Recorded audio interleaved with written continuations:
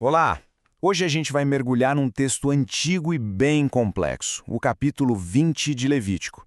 O nosso objetivo aqui é tentar decifrar o que essas leis significavam para aquele povo, sabe? E qual era a visão de mundo que elas estavam construindo. Vamos lá! Para a gente começar, fica uma pergunta. Como é que uma cultura antiga define quem ela é? Seus valores, seus limites? Bem, uma das respostas mais claras está nos seus códigos de leis. As leis, elas não só governam o que a gente faz, elas mostram o que uma sociedade realmente valoriza, o que ela teme e, no fundo, quem ela quer ser. Então, o Levítico 20 faz parte de uma parte maior da Bíblia que os estudiosos chamam de Código da Santidade. E olha, o nome já diz tudo. A ideia principal aqui é a separação. Não são só regras jogadas ao vento, não. Elas são como os tijolos para construir uma nação que deveria ser diferente, santa, em tudo, desde o jeito de adorar a Deus até as relações dentro de casa. Para a gente entender essa estrutura toda, vamos dividir nossa análise em 5 partes. Primeiro, vamos dar um contexto sobre o Código da Santidade. Depois, a gente olha as proibições sobre rituais e a relação com o divino, seguido pela ordem social e sexual. Daí vamos analisar a ideia da punição inevitável e, por fim, entender a razão da separação, que é a base de tudo isso. Ok, a primeira grande categoria de leis tem a ver com lealdade espiritual. Antes de falar das relações entre as pessoas, o texto define a relação com Deus, sabe? E estabelece proibições muito claras sobre práticas de adoração que eram consideradas inaceitáveis.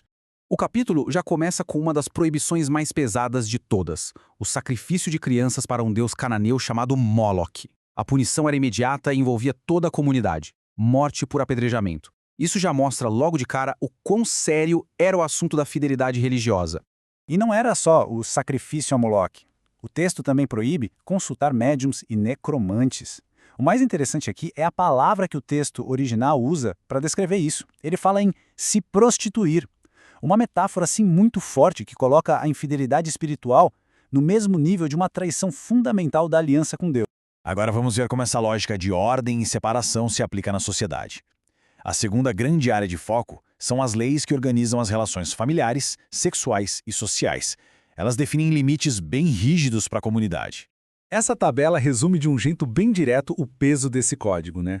Amaldiçoar o pai ou a mãe, adultério, vários tipos de relações com parentes próximos, relações sexuais entre homens e até com animais, tudo isso aí era considerado crime capital. E vale notar um padrão aqui. A pena de morte, em muitos casos, era para os dois envolvidos, o que indica uma ideia de responsabilidade mútua perante a lei.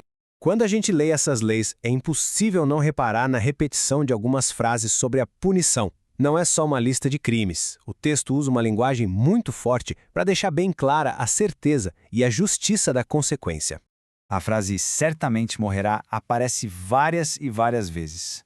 Não é "pode ser que morra" ou "deveria morrer". Não. É uma afirmação de certeza absoluta. Essa repetição funciona quase como um refrão sombrio, reforçando a ideia de que quebrar essas leis levava a uma consequência que era simplesmente inevitável. Outra frase-chave é: o seu sangue será sobre eles. Isso é mais do que só descrever a punição. É uma declaração legal que joga toda a responsabilidade pela morte nas costas do transgressor. Ou seja, a comunidade, ao executar a sentença, não estava cometendo um assassinato, estava apenas cumprindo a justiça que a própria ação da pessoa exigiu. E quem é a autoridade por trás de tudo isso? Bom, o texto responde várias vezes: eu sou o Senhor. Essa frase é a âncora de todo o código legal. A justificativa para as leis não é conveniência social ou tradição, mas sim o caráter do próprio Deus que os está santificando, ou seja, separando para si. A gente já viu o quê? As leis e as punições. Mas o texto também explica o porquê. Então agora vamos explorar o propósito final por trás de um código tão rigoroso: a ideia de separação e de identidade nacional. E este slide mostra o contraste central do capítulo de um jeito brilhante. De um lado, um comando bem claro: rejeitem as práticas das nações vizinhas, que, aliás, é o motivo pelo qual elas estão sendo expulsas da terra. Do outro, a ordem para seguir um conjunto de regras totalmente diferente. É uma escolha bem clara: o caminho deles ou o nosso caminho. Não tinha meio termo. Então o ponto central é este: obedecer a essas leis estava ligado diretamente à posse da terra. O texto usa uma imagem muito forte, a de que a própria terra vomitaria seus habitantes por causa dessas práticas. Então, seguir o código não era só uma questão de moralidade, era uma questão de sobrevivência nacional e de cumprir a promessa de herdar aquela terra. Era sobre criar uma identidade única, a de um povo santo.